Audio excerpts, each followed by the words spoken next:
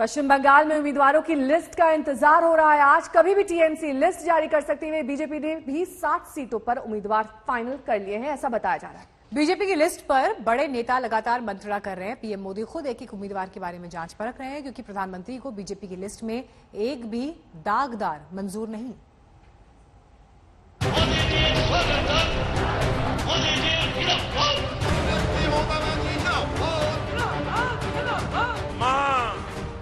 माटी मानुष की बात करने वाले लोग बंगाल के विकास के सामने दीवार बनकर के खड़े हो गए। खेला तो हो गई रे, खेला तो हो गई। এবং এই খেলা থেকেই বিজেপিকে ঠিক করতে হবে আগামী দিন দেশে থাকবে কি থাকবে না। বাংলায় একটা খেলায় যদি ওদের হারিয়ে দেন জানবেন এই দেশ থেকে বিজেপি বিদায় নেবে। भाजपा की सरकार बनेगी तो हर बंगालवासी अपनी संस्कृति का गौरवगान पूरी ताकत और हिम्मत के साथ कर सकेगी। बांग्ला शासन करबे ना, गुंडारा करबे ना।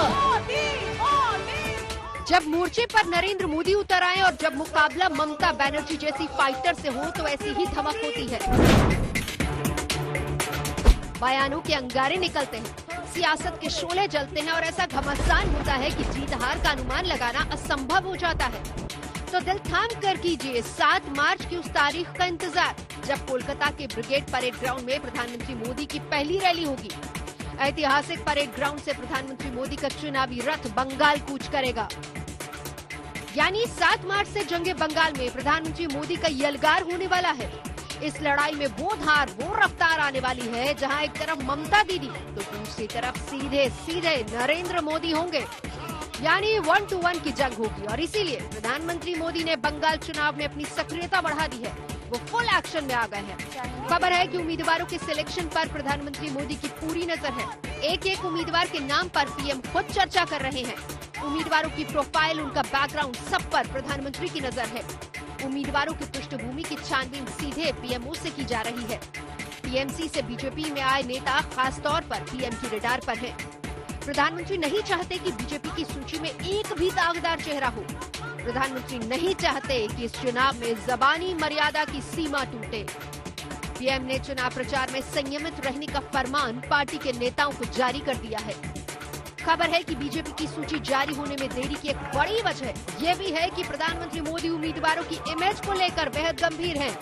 वो उम्मीदवारों के साफ सुथरे होने पर पूरी गारंटी चाहते हैं। याद कीजिए, प्रधानमंत्री मोदी के पश्चिम बंगाल से रिश्ते को जब चुनाव की सुगबुगाहट तक नहीं थी, तब पीएम ने बंगाल का रुख कर लिया था।